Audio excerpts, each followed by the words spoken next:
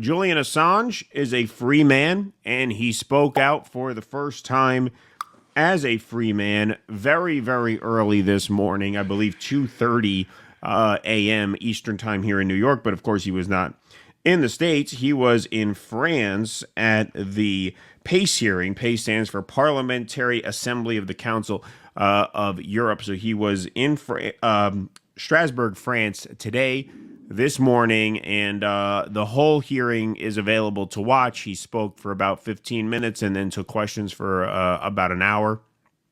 And we're going to play some video from that right now. Here is the first clip we'll show you. This is Julian making clear to everybody that while he's grateful to be free, this whole process, including the process of securing his freedom, was not actually an example of the system working. In fact, he had to plead guilty to the crime of journalism.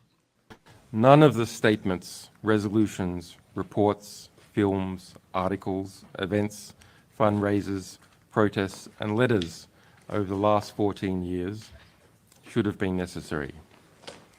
But all of them were necessary, because without them, I never would have seen the light of day.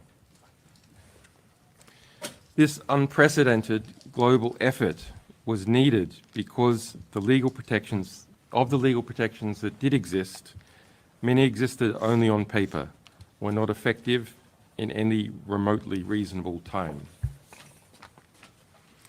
I eventually chose freedom over unrealizable justice, after being detained for years and facing a 175-year sentence with no effective remedy. Justice, for me, is now precluded, as the US government insisted in writing into its plea agreement that I cannot file a case at the European Court of Human Rights or even a Freedom of Information Act request over what it did to me as a result of its extradition request. So look at that. So they really made him eat it, because they're saying you cannot basically, I guess, file an appeal of sorts retroactively, even though he's free. He could have his name cleared if he were to, inquire into this and possibly have some manner of recourse. But they're saying, no. You don't even get to put in a FOIA request to find out the nuts and bolts workings of your case. Not even a FOIA request. And I just want to say it is incredible with what he's been through, how much calm and poise he projects. Oh, yeah. Yeah, this guy's like fresh off of being tortured for 5 years straight. Yeah, it's really amazing, because I think everyone was afraid you were gonna see the signs of that. And this guy seems like he just got back from playing polo. Yeah, no, hasn't missed the beat cool in as that a respect. cucumber. Amazing, amazing. Absolutely.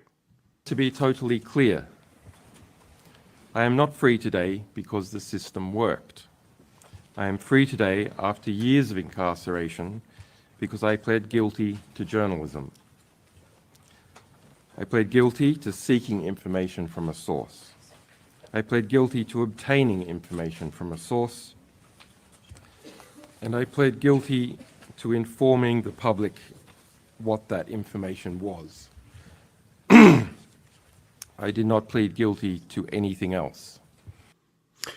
So what he's saying there basically is that he took freedom over a 175-year sentence.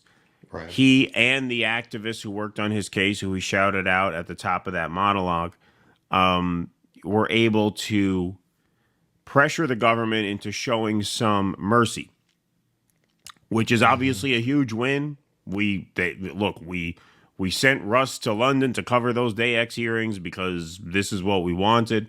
And so I'm not trying to pour cold water on that. Obviously, the fact that he's here telling his story is a huge political win, even though justice was not seen in the case itself.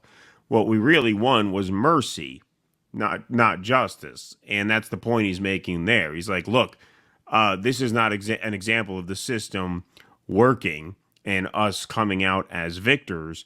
This is activists putting pressure on the system to not deal with the optical disaster of torturing a journalist to death. Right. To death. Right. Instead, they showed mercy on me, and now I'm a free man. But don't get it twisted. This was not a win in that sense. This was not the system holding up. This was a total breakdown of the system. And part of why this was a total breakdown of the system is because Julian says later on, when he's asked a question, do you have any regrets? Is there anything you wish you had done differently, to avoid ending up, in a maximum security prison for 5 years? And he says he was naive to believe that the law mattered. So I'm going to play that piece of sound right now. Had ever been prosecuted, no publisher had ever been prosecuted for publishing classified information from the United States, either domestically or internationally.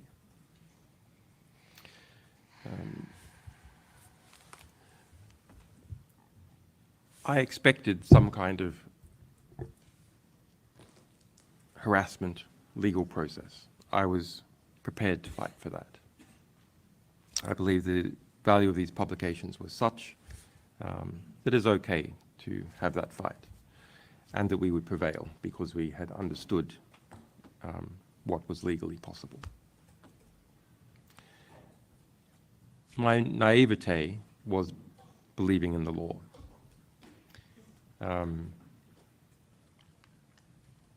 When push comes to shove, laws are just pieces of paper, and they can be reinterpreted for political expediency.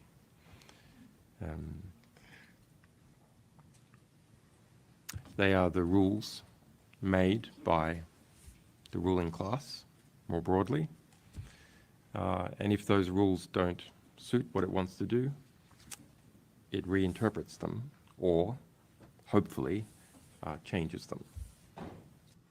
So what he's saying there is basically a version of what Glenn Greenwald told us when we interviewed him almost a year ago. Yeah. Which is that if you are a true dissident, if you truly challenge power, the institutions you rely on to protect you will not protect you. They will turn on you. They will find a way. And so what he's saying there, he says, well, I expected to be harassed. I expected them to, put me through some kind of hell to scare other people away from doing this, right? I was expecting a real sort of hassle. A legal battle. Right? Yeah. A legal battle, a hassle. They would, rough me up a little bit, but I didn't expect to be put in a maximum security prison for 5 years. I assumed that the law would actually prevent that from happening because there's no legal precedent for somebody being prosecuted for publishing classified materials. He said that at the top of that clip. Right. And he says, in retrospect, I was naive to believe the law mattered because when powerful people want you, they'll do whatever they have to do, up to and including reinterpretation of the law, or what he says, the reason he says it's more desirable that they change the law is that at least involves some bit of democratic process to actually change the law. But oftentimes they don't do that. They just reinterpret it. In this case, they invoked the Espionage Act from 1917. Hadn't been used in this way for over a century. So he assumed, well, it's been around over 100 years. They haven't used it yet in this context. Well, first time for everything. And he almost paid with his life for that. Thank God he didn't. Yeah. And, aside from what they did to him, I think you would be naive, and I think Julian would probably agree that it would be naive to think nobody's ever been unalived for things like that, for knowing too much about things that aren't supposed to be out there in the public realm. A lot of reporters on the verge of big stories have met with unalived. What was his name? Michael situations that were- Hastings, whose car drove into a tree or something. Yeah, and he had just said that he was onto a big story, and and then there's what's his name, Gary Webb. Who am I thinking of? I'm not sure. That doesn't ring a bell to me. Who reported on the CIA crack connection? Oh, yeah, I don't know the name of that. You know what I'm talking about? I know people in our chat. Yeah, Webb. Yeah, I was right. So yeah, no, I mean, they look what they've done to who was it, Michael Danziger? Donziger? Steven Donziger, yeah. Steven Donziger. Look what they've done to him. Like they've Yeah. destroyed that guy's life. They've Oh, yeah. destroyed. He doesn't have his license. They put Mm-hmm. him under house arrest. They've destroyed that man. They've destroyed him. For what? For getting a totally valid judgment on behalf of indigenous people who have been fucked by the oil companies. The judge had a conflict of interest, and that really didn't matter. The judge who heard the case. Yeah, and that's exactly to Julian's point. Like in the end, when they want to get you, they'll get you, and they'll go around all those niceties of the law. Whenever, look what happened after 9/11, and that always happens. Whenever America gets nervous, well, okay, you had rights, but now we want to put you in internment camps because we're at war with your native country. So all the Japanese, you go, totally unconstitutional. We'll apologize later.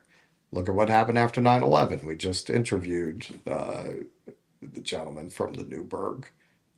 Newburgh 4, yeah. The The Newburgh Newburgh Sting 4. case, yeah. And they did that to a lot of people. That's the most egregious example, but they railroaded a lot of people after 9/11. They get Mm-hmm. nervous. The Constitution goes out the window. So, yeah, no, he's absolutely right. These protections you think you have, you don't have. Please clap.